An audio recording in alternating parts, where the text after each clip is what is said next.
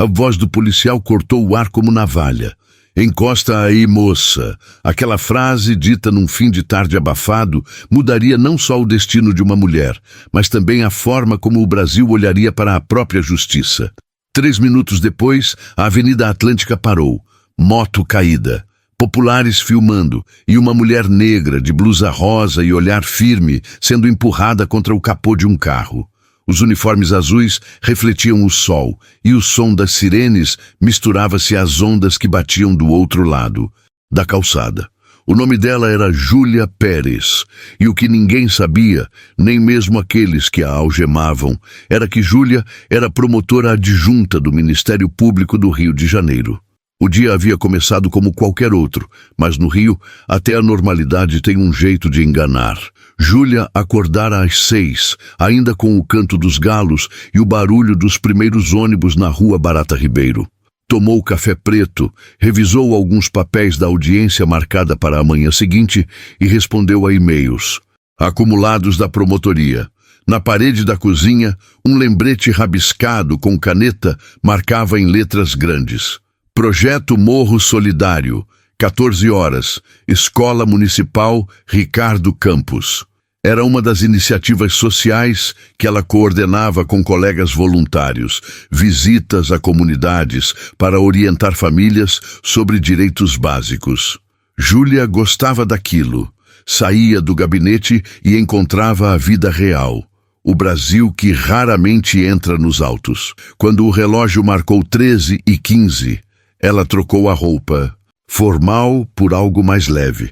Aquele dia estava quente como poucos, sensação térmica de 40 graus. Calça social? Impossível. Blazer? Uma tortura.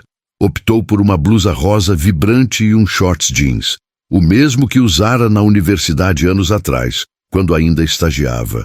Olhou-se no espelho, prendeu os cachos com uma presilha e sorriu.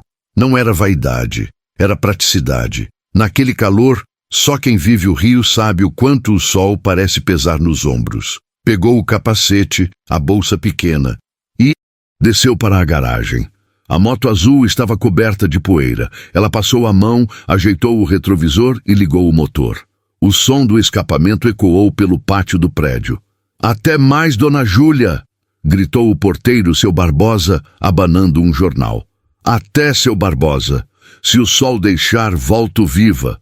respondeu rindo, e saiu. O vento cortava o rosto e fazia os fios rebeldes escaparem do coque. Enquanto passava pela orla de Ipanema, o mar parecia uma extensão do céu, um azul líquido que cegava e acalmava ao mesmo tempo.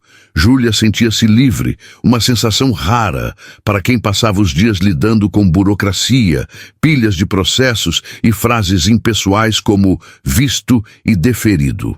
Por alguns instantes, esqueceu o peso do cargo e da cidade. Só havia o som do motor e o sol refletindo no asfalto. Até que à frente algo destoou.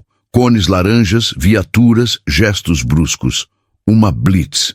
Ela reduziu a marcha, ajeitou o retrovisor e pensou: deve ser mais uma operação de rotina. Mas nada é rotina quando o preconceito está esperando na esquina. Um policial alto, de semblante endurecido, levantou o braço e apontou na direção dela. O bastão parecia uma sentença, e a frase, quando veio, soou como um decreto: "Encosta aí, moça." Júlia obedeceu. Estacionou perto da calçada, desligou o motor e tirou o capacete. O vento da praia soprou os cabelos, trazendo o cheiro de maresia misturado ao de combustível. Mesmo tensa, manteve o tom sereno. "Boa tarde, senhor." Aconteceu algo. O policial, Rocha segundo a etiqueta no uniforme, lançou um olhar demorado, avaliando-a dos pés à cabeça. Não era o tipo de olhar profissional. Era inquisitivo, atravessado de julgamento. "Documento e habilitação", disse sem responder à pergunta. Júlia abriu a bolsa e entregou. Enquanto ele folheava os papéis, um sorriso enviesado brotou no canto da boca dele. "Tá vindo de onde, mocinha?" "Do trabalho." "Trabalho?" Ele ironizou. "E qual seria?" "Sou servidora pública." Rocha ergueu as sobrancelhas. Servidora, assim vestida. Júlia respirou fundo. Estava em um projeto social. Tive de trocar de roupa por causa do calor. Sei, respondeu ele rindo. Projeto social. Na praia, é? Ela não respondeu. O silêncio parecia irritá-lo mais do que qualquer argumento. Tá me achando com cara de otário? Perguntou, elevando o tom. 2 outros policiais se aproximaram. Um deles, de rosto jovial, murmurou algo ao sargento. Rocha, essa daí é só mais uma dessas que se acham. Júlia manteve os olhos fixos, sem piscar. Sabia que a linha entre autoridade e abuso é fina, e naquele momento estava prestes a ser cruzada. O sol refletia nos capacetes, o ar cheirava a gasolina e tensão. Um grupo de curiosos começava a se formar na calçada. Um turista tirou o celular para filmar. Com licença, disse ela, a voz firme, quase fria. Posso saber o motivo da abordagem? Rocha apertou o bastão contra a perna, irritado. Excesso de velocidade. Mas o limite é 60, e eu estava abaixo disso. Ele deu um passo à frente. O suor escorreu pela testa dele, mas o olhar era gélido. Tá me chamando de mentiroso, é? A tensão cortou o ar. Júlia manteve-se imóvel, mas dentro dela o coração acelerava. Pensou na mãe, que sempre dizia: a pior violência é a do olhar de quem acha que você deve se explicar por existir. E ali, na beira do mar, sob o sol das 5, ela entendeu exatamente o que a mãe quis dizer. O policial Rocha estreitou os olhos, aproximando o rosto do dela até sentir o cheiro de sal e poeira. Tá me desafiando, é? A voz dele saiu baixa, quase sussurrada, mas carregada de ameaça. Júlia não respondeu. Seu silêncio não era medo, era controle. Rocha se afastou um passo, olhou para os colegas e disse em tom alto, teatral: é sempre assim, né? Quando a gente tenta fazer o trabalho certo, vem alguém achando que pode dar aula de moral. Um dos soldados riu sem graça. O outro desviou o olhar. Desconfortável. Os transeuntes começaram a diminuir o passo, atentos. Uma senhora puxou o braço do neto e cochichou. Olha lá, filho. É assim que começam as injustiças. Júlia baixou o olhar por um instante e percebeu a sombra das palmeiras se alongando no asfalto. O calor refletia como espelho. Ela pensou em simplesmente ir embora, mas sabia que, se tentasse, seria acusada de desobediência. Sabia demais sobre o jogo de palavras que o poder usa para legitimar o abuso. Rocha deu um meio passo à frente, a mão já pousando no cabo da arma, gesto mais simbólico do que necessário. Desce da moto, agora. Júlia obedeceu. Seus gestos eram lentos, calculados, como quem anda sobre cacos de vidro. Ajoelhou-se, retirou o capacete e o colocou sobre o banco. A senhora tá nervosa? Ele provocou. Não, só cansada. Cansada de quê? Perguntou sarcástico. De ver o que a farda tem virado nas mãos erradas. O comentário foi um estopim. Rocha deu um passo brusco, arrancou a chave da moto e a arremessou contra o chão. O barulho seco ecoou como um disparo. Os curiosos recuaram um passo e o ar pareceu parar. Aprende a respeitar a autoridade, mocinha. Ele se inclinou. Ou vai aprender na marra. Júlia manteve o olhar fixo. Eu te respeito, sargento, mas não temo você. Foi o suficiente. Rocha segurou o braço dela com força e a empurrou contra o capô do carro. O metal frio encostou na pele quente. Um som abafado escapou dos lábios dela. Não um grito, mas um suspiro de indignação. A multidão reagiu com vozes confusas. Absurdo! Tá filmando? Filma tudo! Os telefones se ergueram como testemunhas anônimas. Mas Rocha não parou. Vai querer discutir ou vai para a delegacia? Gritou, tentando manter o domínio da cena. Júlia, mesmo contida, virou o rosto para ele. Os olhos dela, firmes, diziam o que as palavras não precisavam. Então tá, vamos para a delegacia. A frase, dita em tom calmo, desmontou a encenação. Rocha perdeu o equilíbrio emocional por um segundo. E nesse breve intervalo, revelou o medo que todo agressor tem. O de ser visto. O outro policial, o mais jovem, murmurou. Sargento, isso vai dar ruim. Cala a boca, Rocha respondeu, tenso. Põe ela na viatura. As algemas foram colocadas não por necessidade, mas por ego. E cada clique do metal parecia marcar o tempo. Um relógio invisível contando os segundos até a queda do disfarce. Dentro da viatura, o ar estava quente, abafado. O ventilador do painel zumbia, cuspindo vento morno. Júlia manteve os pulsos no colo, observando a paisagem desfilar pela janela, o mar, os quiosques, o pôr do sol tingindo os prédios de dourado. O rio parecia o mesmo, mas ela sabia que nunca mais veria aquela cidade com os mesmos olhos. Na cabeça ecoava a voz do pai, também policial. Filha, nunca abaixe a cabeça para a injustiça, mas escolha bem a hora de levantar a voz. Ela fechou os olhos por um instante, tentando se concentrar na respiração. Sentia o ritmo do próprio coração, firme, controlado, quase ensaiado. Na frente, Rocha falava alto com o rádio. Câmbio, aqui é Rocha. Estou levando uma suspeita por desacato e falsidade ideológica. Do outro lado, a voz do operador respondeu. Copiado, mas qual a ocorrência? Rocha hesitou. Ocorrência... comportamento suspeito. O policial ao lado dele desviou o olhar, desconfortável. Sabia que não havia justificativa, mas manteve o silêncio. No fundo, o medo é o maior cúmplice da covardia. A viatura passou pelo túnel e entrou em Botafogo. O trânsito começava a se formar. Alguns motoristas buzinavam, sem saber que ali dentro uma história estava prestes a explodir. Júlia observava o reflexo da própria imagem no vidro. Os olhos cansados, o cabelo bagunçado, a blusa rosa manchada de poeira. Era irônico. Ela, promotora do Ministério Público, estudada, respeitada, agora vista como suspeita. Mas não havia raiva. Apenas uma serenidade perigosa. A calma de quem entende que o verdadeiro poder não está em gritar, e sim em esperar o momento certo de ser ouvido. Quando a viatura parou em frente à 12ª Delegacia de Polícia, o céu já escurecia. Luzes vermelhas refletiam nos muros e o cheiro de cigarro se misturava ao de ferro velho. Rocha desceu primeiro, ajeitou o uniforme e fez sinal para que abrissem a porta traseira. Desce, promotora de Facebook, debochou. Aqui o crachá não vale de nada.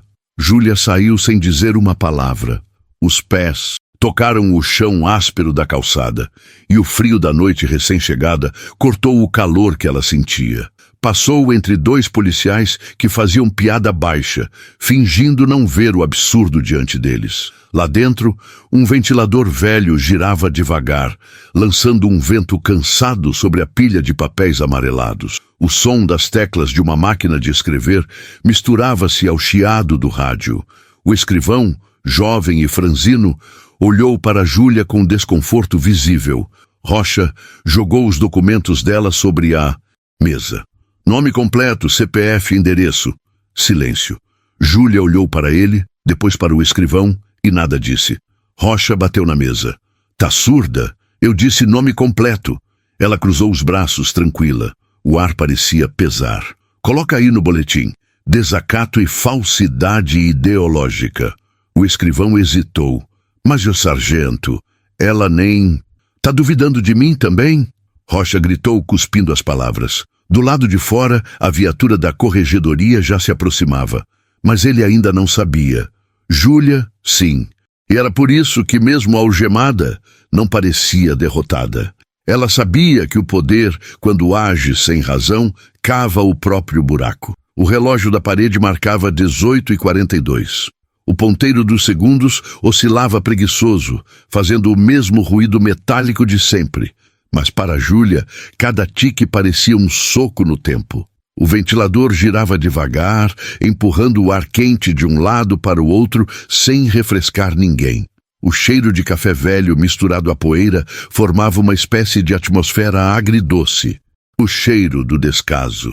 Rocha caminhava de um lado para o outro, impaciente, suando sob o uniforme apertado. Falava com o escrivão como quem dita uma sentença. Coloca aí, desacato, resistência e falsidade ideológica. Mas, sargento, ela não reagiu. Escreve, rugiu. Aqui quem manda sou eu. Júlia o observava, quieta, com os pulsos marcados pelas algemas. Por dentro, sentia uma calma quase sobrenatural. Não era submissão, era domínio. Ela sabia exatamente o que estava prestes a acontecer. Sabia o peso das provas, o alcance das câmeras, o efeito de uma verdade exposta no tempo certo. O barulho de um motor potente vindo da rua chamou a atenção de todos. Rocha olhou pela janela. Um veículo preto, vidros escuros, parou diante da delegacia. O som das portas batendo ecoou como prenúncio. Júlia não desviou o olhar. Rocha coçou a nuca, desconfortável. Minutos depois, a porta da sala se abriu e entrou um homem alto, de terno cinza claro. Olhar frio e postura de quem carrega a lei nos ombros.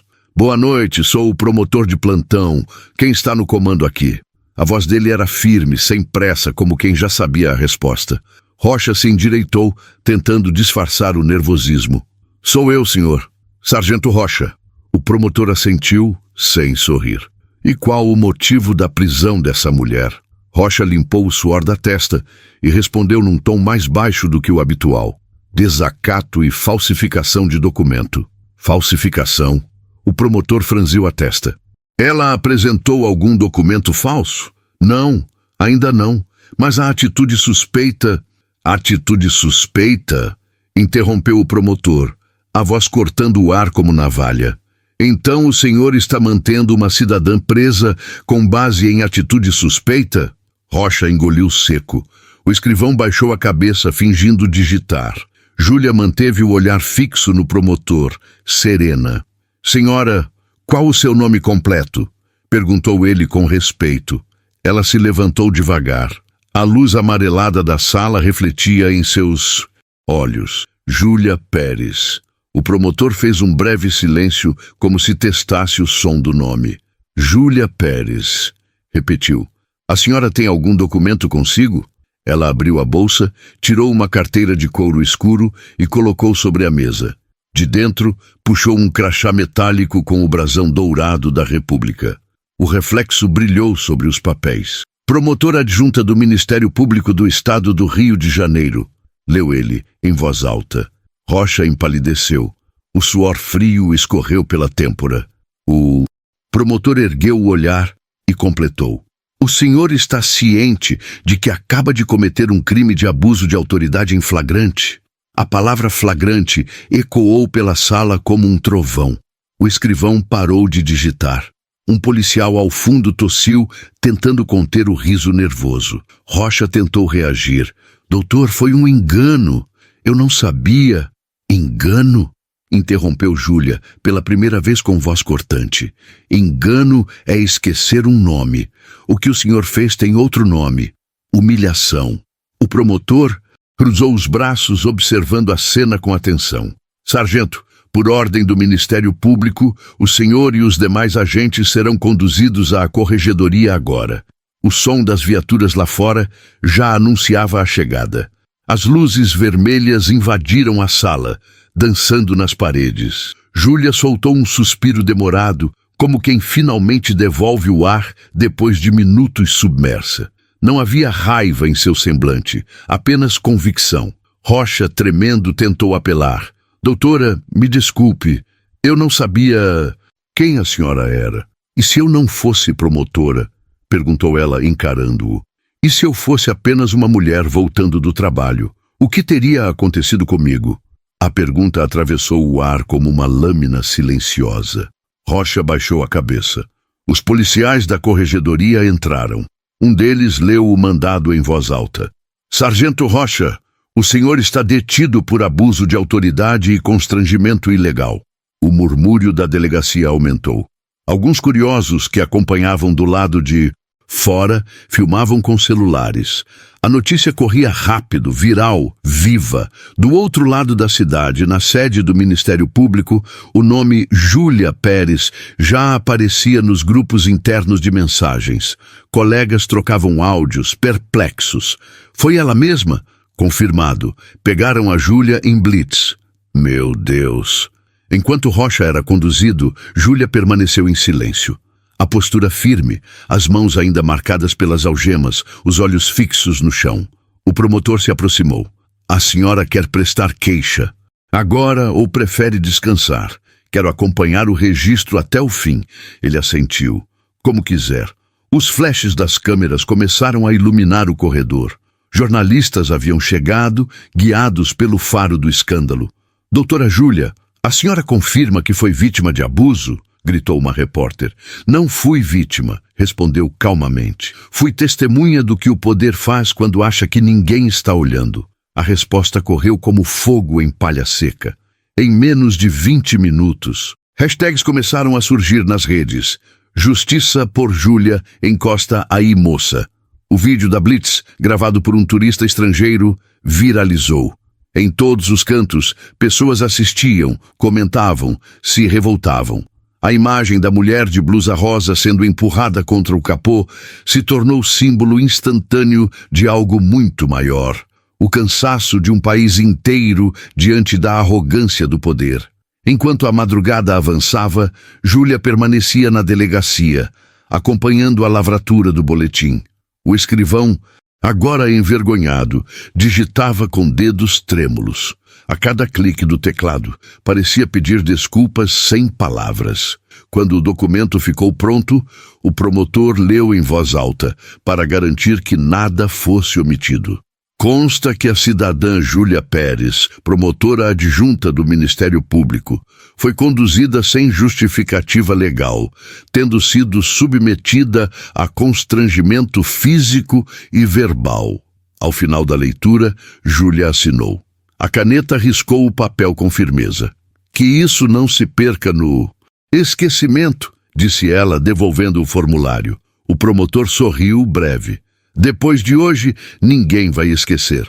Do lado de fora, a madrugada tinha cheiro de chuva e de manchete.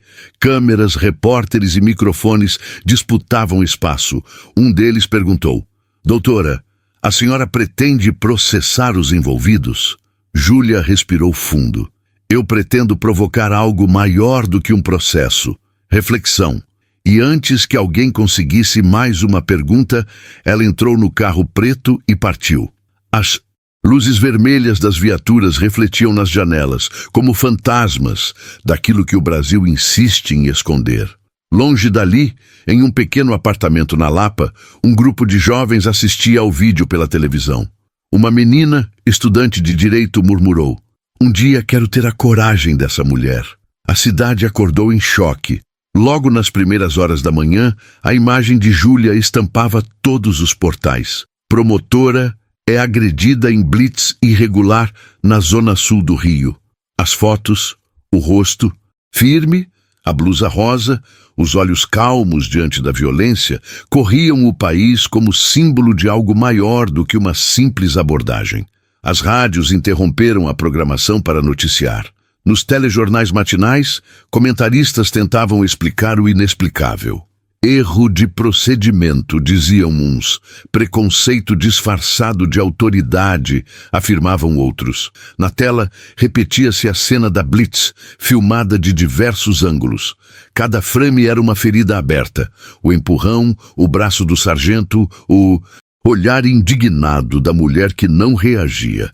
Em silêncio, Júlia dizia mais do que qualquer palavra. No pequeno apartamento de Copacabana, ela assistia tudo com o café frio nas mãos. O telefone não parava de vibrar. Mensagens de amigos, colegas, jornalistas, políticos. Alguns ofereciam apoio. Outros queriam declarar solidariedade, como se justiça fosse hashtag. Júlia desligou o celular e abriu a janela. Lá fora, o barulho dos ônibus misturava-se ao canto de um vendedor de mate. A vida continuava, como se nada tivesse acontecido. Mas dentro dela, algo havia mudado. Na parede, ainda estava pendurado o retrato do pai. Uniforme da polícia militar, sorriso discreto, postura de quem acreditava na lei. Ela se aproximou e passou o dedo sobre o vidro. Pai, acho que o senhor veria vergonha e orgulho ao mesmo tempo, murmurou. Sentou-se no sofá e deixou a lembrança vir como filme antigo. Tinha 10 anos quando ele a levou pela primeira vez à sede da corporação. Um dia, quem sabe você vista essa farda, dissera ele. Mas Júlia, ainda menina, respondeu: não quero prender gente, quero libertar quem é preso injustamente. O pai riu, mas guardou a frase no coração. E agora, décadas depois, ela cumpria aquela promessa, ainda que de forma dolorosa. Naquela mesma manhã, no Ministério Público, a Procuradora-Geral convocou coletiva. A sala de imprensa estava lotada, câmeras apontadas, flashes piscando. O caso da doutora Júlia Pérez não é apenas um episódio isolado, disse ela. É um espelho do que precisa mudar. Jornais internacionais começaram a repercutir. Brazilian prosecutor assaulted in police stop. A BBC, a CNN e jornais europeus exibiram o vídeo. O nome Júlia Pérez virou símbolo global. Enquanto isso, em um quartel de polícia militar, os superiores de Rocha assistiam em silêncio ao noticiário. O comandante coçou a barba, suspirou e disse baixo: a vergonha é nossa. Ninguém respondeu. Rocha, agora detido, mantinha o olhar vazio. Aquele que gritara: encosta aí, moça, agora ouvia o eco da própria voz transformado em manchete. À tarde, em frente à escadaria da Câmara Municipal, um grupo de mulheres se reuniu com cartazes improvisados. Respeito não é favor. Por todas as Júlias. Coragem é minha lei. As frases pintadas à mão ecoavam entre buzinas e aplausos. Não havia grito de ódio. Havia uma serenidade firme, a mesma que Júlia carregava. Uma repórter se aproximou de uma das manifestantes, uma jovem de cabelo trançado, e perguntou: por que vocês vieram? Porque se ela, uma promotora, passou por isso, imagina nós, respondeu a moça sem hesitar. A coragem dela acendeu um farol para todo mundo que já foi calado. O som das vozes se misturava ao das ondas. O vento do Atlântico parecia carregar as palavras pelas ruas da cidade. No fim da tarde, Júlia retornou à promotoria. As câmeras a esperavam, mas ela entrou pelos fundos. No corredor, encontrou a colega Clara, promotora mais antiga, que a abraçou sem dizer nada. Como você tá? Perguntou por fim. Cansada, mas em paz. Júlia foi até a sala de vidro que dava vista para o mar.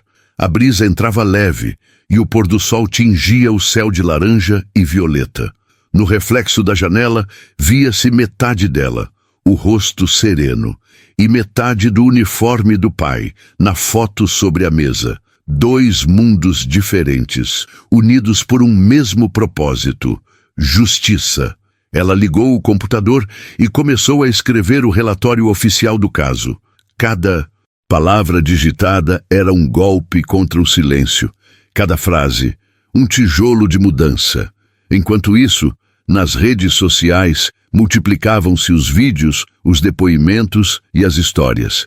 Mulheres de várias partes do país contavam suas próprias experiências com abordagens injustas. Em pouco tempo, Coragem, minha lei, estava entre os assuntos mais comentados do Brasil. Um produtor de televisão ligou para oferecer uma entrevista em rede nacional. Júlia recusou educadamente. A história não precisa de palco, disse. Precisa de eco. Era quase meia-noite quando o telefone tocou novamente. Do outro lado da linha, o promotor que a ajudara na delegacia. Júlia, só liguei para avisar. O vídeo foi exibido até em Portugal. Ela riu, cansada. O mundo é pequeno quando a injustiça é grande. Vai dormir. Amanhã o país vai querer ouvir sua voz. Não precisam da minha voz, doutor, respondeu. Já ouviram o suficiente no silêncio. Desligou o telefone, caminhou até a varanda e olhou o mar. As luzes dos barcos piscavam como promessas distantes. Por um instante, ela imaginou o pai ali, em silêncio, observando-a. Fechou os olhos e murmurou: Pai, o Senhor me ensinou a respeitar a farda. Eu só aprendi a respeitar o que está dentro dela. O sol nasceu tímido, mas o país acordou desperto. As manchetes mudaram de tom. Agora não falavam apenas da violência, falavam da coragem. A promotora que enfrentou o abuso e mudou o sistema. Na redação de um grande jornal, o editor observou a foto principal. Júlia diante da moto azul, cabelos soltos ao vento, olhos decididos. Essa imagem vai para a capa, disse. O país precisa ver o que é dignidade. Enquanto isso, Júlia tomava café na varanda. O telefone tocou novamente. Era um convite do Ministério da Justiça para participar de um grupo de trabalho sobre protocolos de abordagem policial. Ela aceitou com uma condição. Quero que escutem as pessoas que vivem na ponta. As mães, os filhos, os trabalhadores que voltam tarde e têm medo de parar num bloqueio. O assessor do ministério hesitou. A senhora quer mesmo participar depois de tudo? Justamente por isso, respondeu. Porque se eu não participar, nada muda. O sábado amanheceu dourado, daqueles dias em que o sol parece pintar o rio com calma. O céu era um espelho azul, sem nuvens. As calçadas da orla estavam cheias de corredores, casais, ciclistas. Tudo parecia igual, mas nada era o mesmo. Júlia vestiu uma camisa branca e calça jeans simples, sem maquiagem, sem crachá. Queria passar despercebida, mas no fundo sabia que seria reconhecida. Pegou o capacete, colocou os documentos na bolsa e desceu.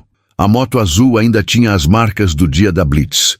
Um arranhão no tanque, o retrovisor novo substituindo o quebrado. Ela passou a mão sobre o guidão e suspirou. Era como tocar uma lembrança viva. Vamos lá, murmurou, onde tudo começou. O motor rugiu e ela saiu pelas ruas de Copacabana. O vento batia no rosto, trazendo o cheiro do mar e o som dos quiosques abrindo. As mesmas avenidas, o mesmo ritmo, mas agora cada curva parecia ter significado. Ao chegar à Avenida Atlântica, reduziu a velocidade. O trânsito estava calmo e as ondas quebravam lentas, como se o mar também lembrasse. Parou o veículo no mesmo ponto onde fora abordada semanas antes. Desligou o motor. Silêncio. Só o som do mar e o estalo distante de um vendedor abrindo uma latinha de refrigerante. Encostou a moto no meio-fio e desceu. O vento moveu os cabelos, agora soltos, e ela se abaixou, passando a mão sobre o asfalto. Ali, naquele mesmo chão, ela tinha sido empurrada, humilhada, filmada. Agora estava em pé, livre, inteira, vitoriosa. Um casal que passava a reconheceu. É ela, disse o homem em voz baixa. A promotora, completou a mulher, emocionada. A que enfrentou a Blitz. Júlia sorriu, discreta, sem interromper o momento. Não buscava aplausos, buscava paz. Fechou os olhos e deixou que o vento soprasse as lembranças. Na mente, as vozes antigas se misturavam. O pai, a mãe, o promotor, os gritos da multidão, os flashes. Mas, acima de tudo, havia o som do próprio coração. Aquele compasso firme que não se quebrou nem no pior instante. Olhou o horizonte e murmurou. Às vezes a justiça demora, mas chega. Sorriu. Não era um sorriso de quem venceu, era de quem compreendeu. Colocou o capacete, subiu na moto e acelerou suavemente.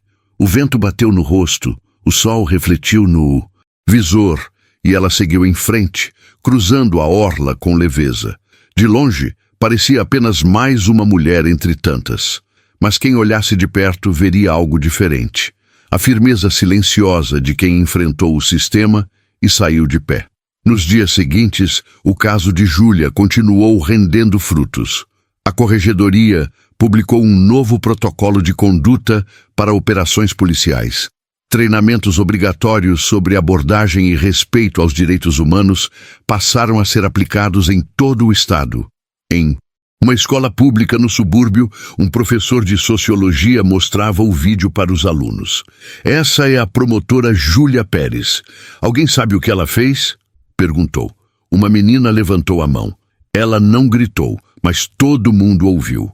A sala inteira ficou em silêncio por alguns segundos, como se as palavras pesassem mais do que o som da explicação. O professor sorriu. Exato. Às vezes, o verdadeiro grito é o da dignidade. Semanas depois, Júlia aceitou dar uma entrevista ao vivo em rede nacional. No estúdio, luzes frias e microfones prontos. O jornalista perguntou: Doutora Júlia, o que a senhora aprendeu com tudo isso? Ela pensou por um instante. Os olhos refletiam o cansaço, mas também a serenidade. Que poder nenhum é maior do que a consciência. O jornalista insistiu. E o que a senhora diria para quem vive com medo da injustiça? Júlia respirou fundo. Que o medo é inevitável, mas a coragem é uma escolha. E escolher o que é certo nunca é em vão, mesmo quando parece ser. O estúdio ficou em silêncio. A produção parou por alguns segundos. E quando a transmissão terminou, o apresentador, emocionado, a abraçou discretamente. Naquela noite, milhões de pessoas assistiram à entrevista. Alguns choraram, outros se revoltaram, muitos se inspiraram.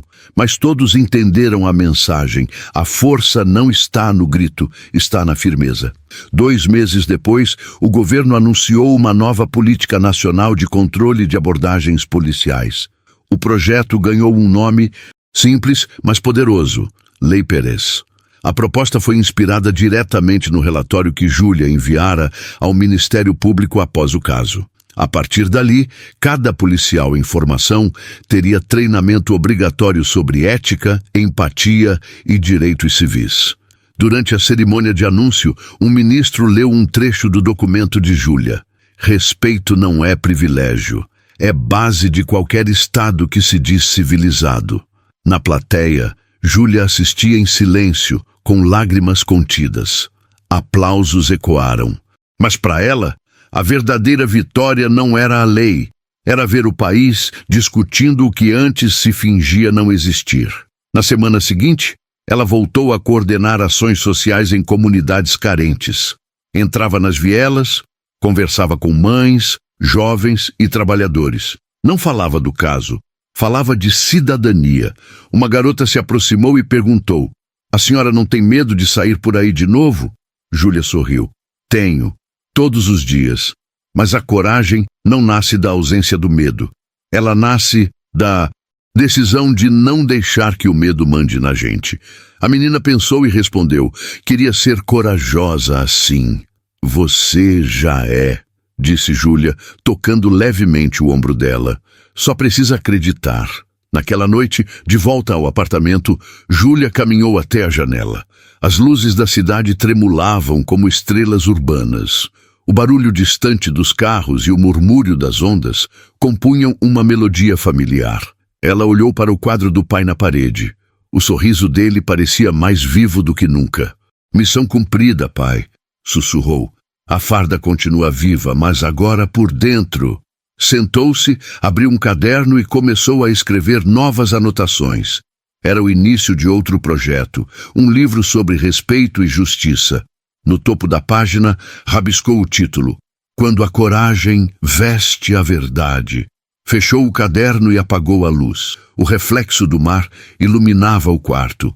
Por alguns segundos, ela ouviu novamente o som da sirene distante, como o eco do passado. Mas, desta vez, não havia dor. Havia propósito. Na semana seguinte, outdoors começaram a aparecer em muros, ônibus e estações de metrô. Coragem é minha lei.